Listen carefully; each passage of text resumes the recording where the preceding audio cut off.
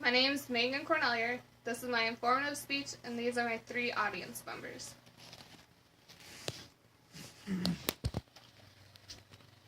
Suicide, a word most people would rather not think or talk about unless it is something that affects themselves or a loved one.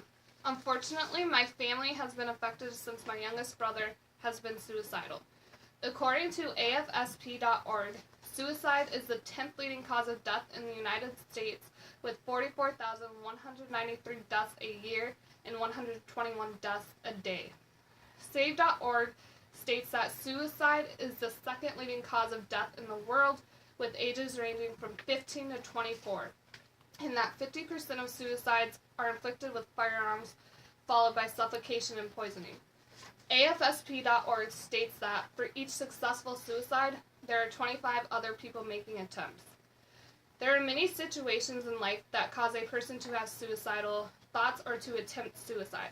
While not always obvious, there are usually warning signs that could indicate a person is suicidal.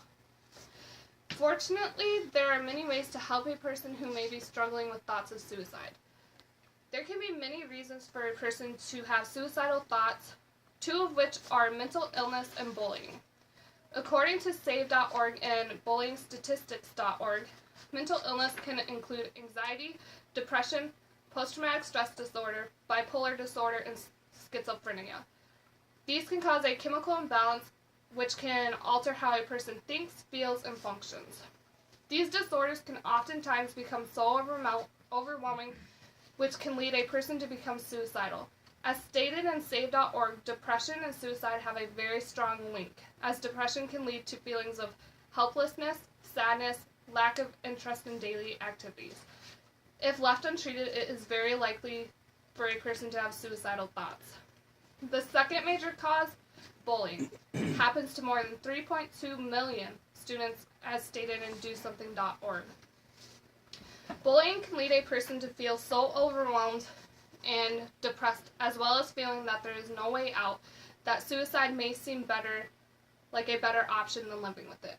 As I stated earlier, my brother suffered from suicidal thoughts.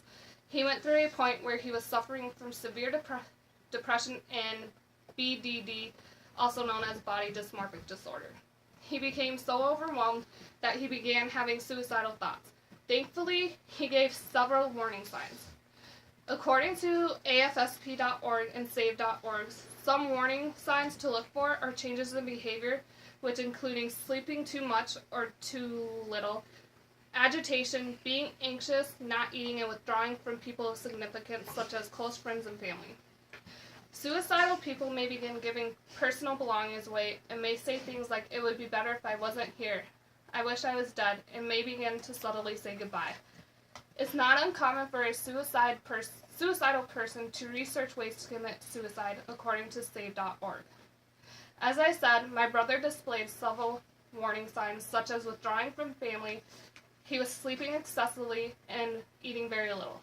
He was always agitated, anxious, until one day when he finally broke and wrote a suicide note. He expressed how he would rather be gone than deal with the depression and body dysmorphic disorder. We were lucky that he gave us the note and we were able to get him help. Help is available. If you or someone you know is struggling, there are many resources available. According to HelloFoundation.org, there are many treatments and forms of help available. This can include crisis lines, therapy, counseling, medication, and inpatient centers. 1-800-273-TALK is a free 24-hour crisis line available to anyone who may be contemplating suicide. If you or someone you know is displaying or experiencing any of the warning signs, reach out for help. The crisis line, a doctor, family, or close confidant, anyone who can give support and guidance. With my brother, we were able to get medical care immediately. He was able to be prescribed medication to help with the anxiety and depression, and he was able to get into counseling. Over the last few years, he has been able to get to a place where he has no longer suffered suicidal thoughts and is able to cope with the difficulties of his disorders.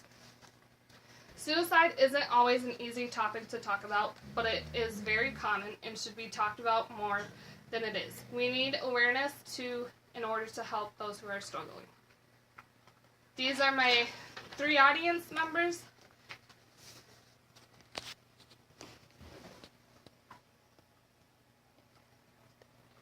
And then, if anyone is struggling with suicidal thoughts, this is the crisis line that you can call or text at any time.